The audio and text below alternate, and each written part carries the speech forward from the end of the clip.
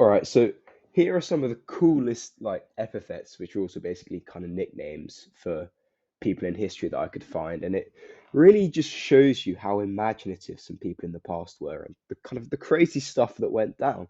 So there's this guy Louis the Stammerer, right?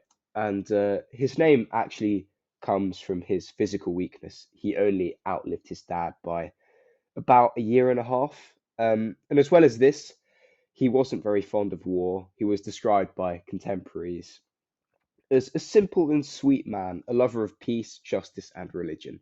And this probably added to his reputation as a cowardly and anti bellicose man. Now, the next guy is called Aestin the Fart. And we don't actually know why he was called the Fart, but it's funny anyway, so I included him. But it's probably something to do with him being a blabbermouth or kind of not being particularly diplomatic with people.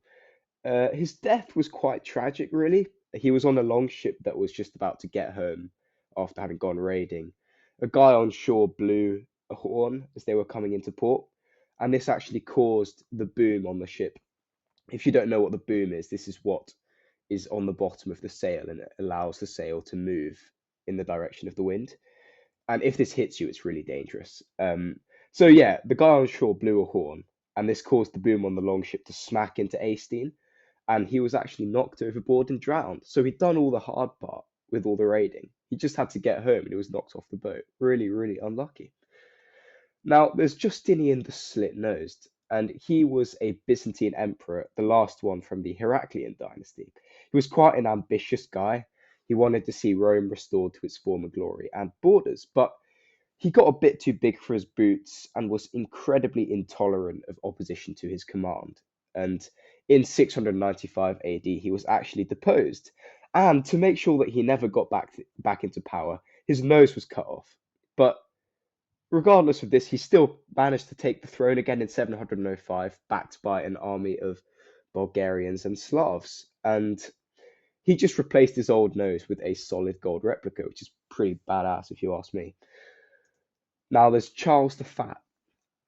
He was the last Carolingian to rule over a united Frankish empire.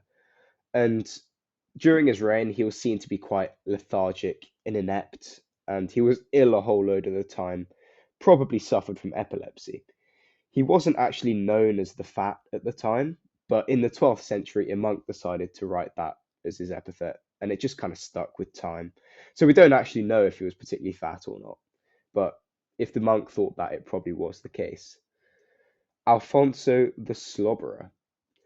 So he was the king of Galicia during the time of the Reconquista, and he actually did manage to conquer some lands in the south.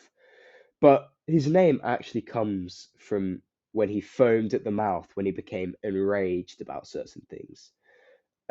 Now we have Archibald the Loser, and as his name suggests, he did lose a major battle. He fought against the English in the Scottish War of Independence, where actually Edward III of England personally led his army north in a bid to get the Scottish claimant Edward Balliol on the throne of Scotland.